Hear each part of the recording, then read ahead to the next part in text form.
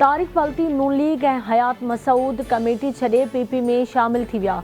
नवन आयल दोस्तनि खे भलीकार चऊं था। ॿियनि पार्टियुनि जा अॻवान हिक ॿिए पुठियां पीपल्स पार्टी में शामिल थी रहिया आहिनि। असां अहिड़े कंहिं बि माण्हूअ खे पार्टी में शामिल नाहे कयो जेको दॿाउ में हुजे। नवाज़ शरीफ़ जी तबियत अक्सर ख़राब रहंदी आहे। सेहत लाइ दुआगो आहियां। 2018 में मीनार पाकिस्तान वटि पीटीआई चेयरमैन हो। हाणे नवाज़ शरीफ़ आहे।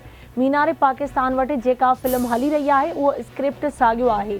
कराची में कुछ सीटुनि लाइ अहिड़ो माहौल पैदा न कयो वञे जो रतो छाण थिए। पीपी अॻवान अब्दुल कादिर पटेल जी बिलावल हाउस में प्रेस कॉन्फ्रेंस।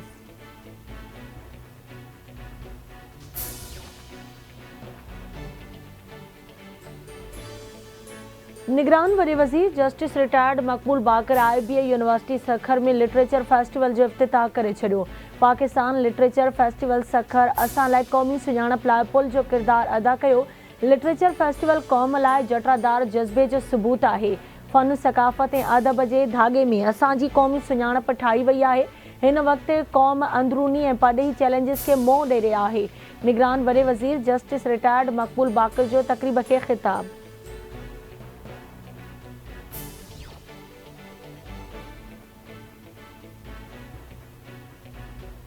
कराची जे मेयर मुर्तज़ा वहाब सऊदाबाद मलीर में फैमिली पार्क जो इफ़्तिताह करे छॾियो। चवे थो नओं तामीर थियल पार्क पौणा 5 एकड़ एराज़ी ते पखिड़ियल आहे। फैमिली पार्क सऊदाबाद जे रहवासियुनि खे तफ़रीही सहूलियतूं फराहम कंदो। फैमिली पार्क जी 1 एकड़ एराज़ी इस्पताल माण्हुनि लाइ मुख़्तस आहे। पीपल्स पार्टी पंहिंजा वाइदा पूरा करे रही आहे। आदिलिया मुखालिफ़ तकरीर अॻूणे वज़ीर आज़म नवाज़ शरीफ़ ख़िलाफ़ तौहीन अदालत जी दरख़्वास्त ॿुधणीअ लाइ मुक़रर। Chief justice Islamabad high court Aamir Farooq case जी ॿुधणी 15 नवंबर ते कंदो।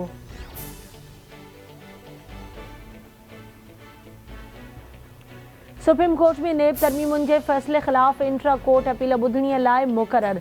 वफ़ाक़ी हुकुम जी इंट्रा कोर्ट अपील ते ॿुधणी अङारे ॾींहं ते थींदी। चीफ जस्टिस काज़ी फ़ाइज़ ईसा जी सरबराही में 5 रुकनी लार्जर बेंच ॿुधणी कंदो। जस्टिस अमीनुद्दीन, जस्टिस जमाल ख़ान ऐं जस्टिस तरमिनल्ला बेंच में शामिल हूंदा। जस्टिस हसन अज़हर रिज़वी बि लार्जर बेंच जो हिसो हूंदो। सुप्रीम कोर्ट केस जे वकीलनि खे नोटिस जारी करे छॾिया।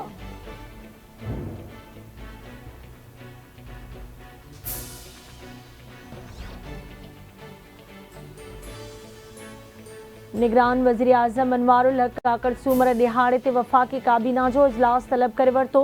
इजलास में मुल्क जी माशी ऐं सियासी सूरतहाल जो जाइज़ो वरितो वेंदो। इक़्तिसादी राब्ता कमेटी जी सिफ़ारिशुनि जी बि मंज़ूरी ॾिनी वेंदी। इजलास में गैसी क़ीमतुनि बाबति ECC जे फ़ैसिले जी मंज़ूरी ॾिनी वेंदी।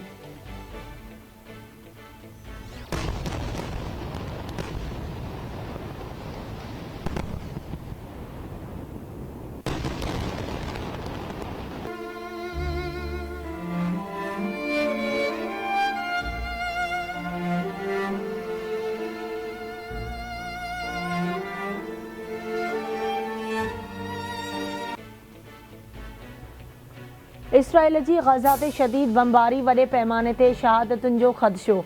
इसराइल पारां ग़ज़ा में ज़मीनी हवाई ऐं सामूंडी कार्रवाई शुरू। इंटरनेट बंदि, सरहद ते जमाज़ नस्ब। इसराइल जे हमलनि सबबि वधीक 300 फ़लस्तीनी शहीद। हेल ताईं शहीद थियल फ़लस्तीनियुनि जो अंग 7,326 थी वियो। 21,000 खां वधीक ज़ख़्मी। शहीद थियलनि में गॾियल क़ौमुनि जी रिलीफ एजेंसी जा 15 अहलकार बि शामिल। हमास जो चवणु आहे त इसराइल जो हर महाज़ ऐं हर अंदाज़ में मुक़ाबिलो करण लाइ तयार आहियूं।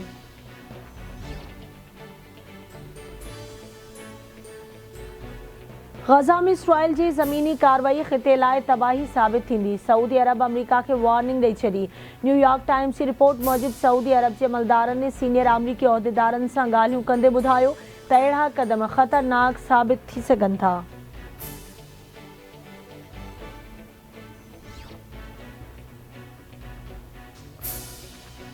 गॾियल क़ौमुनि जी जनरल असेंबली में ग़ज़ा में जंगबंदी लाइ अरब ग्रुप जो ठहराउ मंज़ूर। गॾियल क़ौमुनि जी जनरल असेंबली जे हंगामी इजलास में उर्दन पारां 22 अरब मुल्कनि जी नुमाइंदगी कंदे ग़ज़ा जी सूरतहाल बाबति पेश कयल ठहराउ जी 120 मेंबरनि हिमायत कई। इसराइल, अमरीका ऐं ऑस्ट्रेलिया समेत 14 मेंबरनि ठहराउ जी मुखालफ़त में वोट विधो।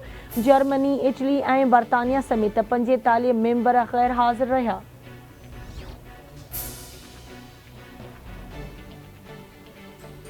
इसराइल गडियल क़ौमुनि जी जनरल असेंबली जे गज़ा में जंगबंदी जो मुतालबो रद्द करे छॾियो। इसराइली परॾेही वज़ीर एली कोहन चवे थो गज़ा में जंगबंदी वारो UN जनरल असेंबली जो मुतालबो रद्द करियूं था। इसराइल हमास खे ईअं ख़त्म करण जो इरादो रखे थो जीअं दुनिया नाज़ियुनि ऐं दाइश सां कयो।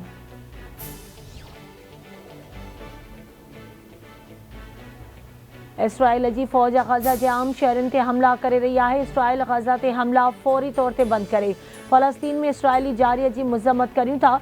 इसराइल फ़लस्तीनियुनि जा हक़ बुरी तरह पामाल करे रहियो आहे। चाहियूं था त फ़लस्तीनियुनि लाइ इमदाद जी पहुच यकीनी बणाई वञे। पाकिस्तान जे मुस्तक़िल नुमाइंदे मुनीर अकरम जो UN जनरल असेंबली खे ख़िताब।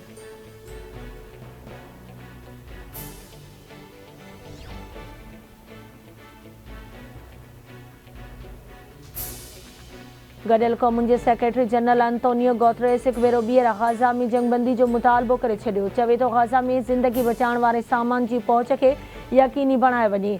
तारीख़ असां सभिनी जो फ़ैसिलो कंदी। सभिनी खे पंहिंजो किरदारु अदा करणु घुरिजे। विच ओभर में इंसानी बुनियादनि ते फ़ौरी जंगबंदी कई वञे।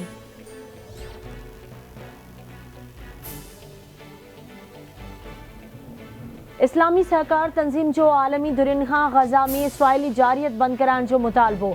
OIC जे सेक्रेटरी जनरल हुसैन इब्राहिम ताज जो आलमी इदारनि ऐं शख़्सियतुनि खे इसराइल जी जारियत बाबति ख़त। OIC जो फ़लस्तीनी अवाम लाइ आलमी तहफ़्फ़ुज़ ऐं फ़ौरी इमदादी मुहिम हलाइण ते ज़ोर। ख़त आलमी धुरियुनि ऐं सलामती जे काउंसिल जे मुस्तक़िल मेंबरनि खे उमाणिया विया।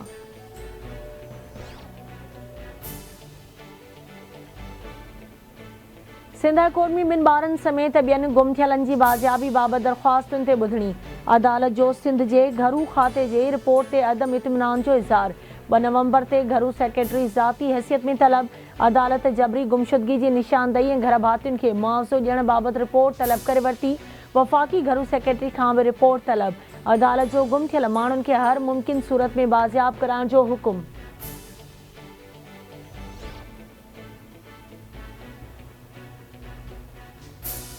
दादू जी अदालत उमिर बाब चांडियो जे 3 घर भातियुनि जे क़तल केस जी ॿुधणी 4 नवंबर ताईं मुलतवी करे छॾी। उमिर बाब चांडियो केस जे फरियादी परवेज़ चांडियो सां गॾु अदालत में पेश। इल्ज़ाम हेठायल अॻूणो MPA सरदार चांडियो ऐं बुरहान चांडियो बि अदालत में पेश। केस में गिरफ़्तार जवाबदार अली गौहर चांडियो ज़ुल्फ़कार ऐं ॿियनि खे पुलिस अदालत में पेश कयो। आरी पुछा दौरान शाहिद मंज़ूर चांडियो जी तबियत ख़राब थियण सबबि ॿुधणी रोकी वई।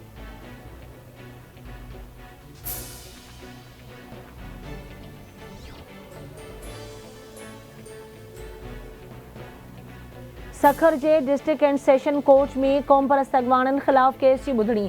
अदालत रियाज़ चांडियो नियाज़ कालानी पुनल सारियो जी ज़मानत मंज़ूर करे वरिती। अॻवाननि ते मुग़विन जी बाज़ियाबी ऐं सिंध जे मसइलनि ख़िलाफ़ रैली कढण ते केस दाख़िल कयो वियो हो।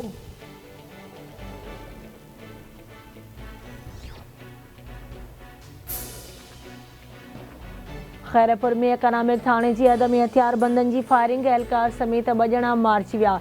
हिकु एहलकार ज़ख़्मी। गोलियूं लॻण सबबि एहलकार ख़ादिम ॼामड़ो शहीद ऐं अली मोहम्मद मरी मारिजी वियो। शहीद एहलकार ऐं मारिजी जो मड़ अस्पताल मुंतक़िल। ज़ख़्मी एहलकार जी हालत ॻणतीअ जोगी हालत में कराची मुंतक़िल। पुलिस जो चवणु आहे त हमिलो धाड़ियल बेगो मरी जे टोले कयो आहे। सिंध जे निगरान वॾे वज़ीर खैरपुर में पुलिस एहलकार समेत 2 ॼणनि जे मारिजण जो नोटिस वठी छॾियो।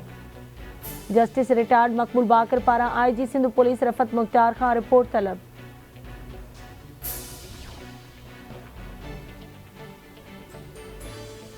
जेकबाबा जे सिविल लाइन थाणे जे भरिसां नौजवान जो गोली लॻल लाश हथ। पुलिस स्टेशन वेझो ॻोठ कोड़ो चांडियो में ज़मीनी तकरार तां चांडिया बिरादरी जी 2 धुरियुनि में जहिड़ो हिकु ॼणो क़तल। गोलियूं लॻण सबबि 32 वरनि जो अब्दुल जब्बार चांडियो मारिजी वियो। इतला ते पुलिस पहुची मक़तूल जो लाश दादूअ जी अस्पताल मुंतक़िल कयो।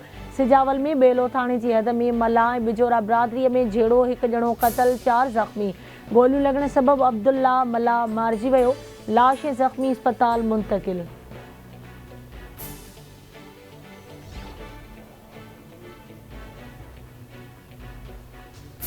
घोटकी जी अदालत ॿाहिरां घोटा बिरादरी जी 2 धुरियुनि में जहिड़ो 7 ॼणा ज़ख़्मी। झेड़े दौरान लठियूं ऐं कुहाड़ियूं लॻण सबबि पहलवान घोटो समेत 7 ॼणा ज़ख़्मी।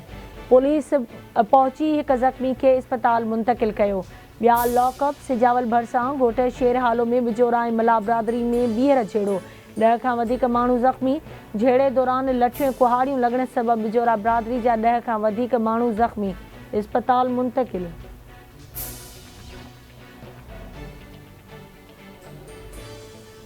न्यू सईदाबाद में क़ौमी शाहराह ते मुसाफ़िर कोच जो ट्रैक्टर खे टक्कर, नौजवान फौत। ट्रैक्टर ड्राइवर इल्ताफ़ मीरानी ज़ख़्मी, साईं बख्श मीरानी जो लाश इस्पताल मुंतक़िल, कोच ड्राइवर गिरफ़्तार।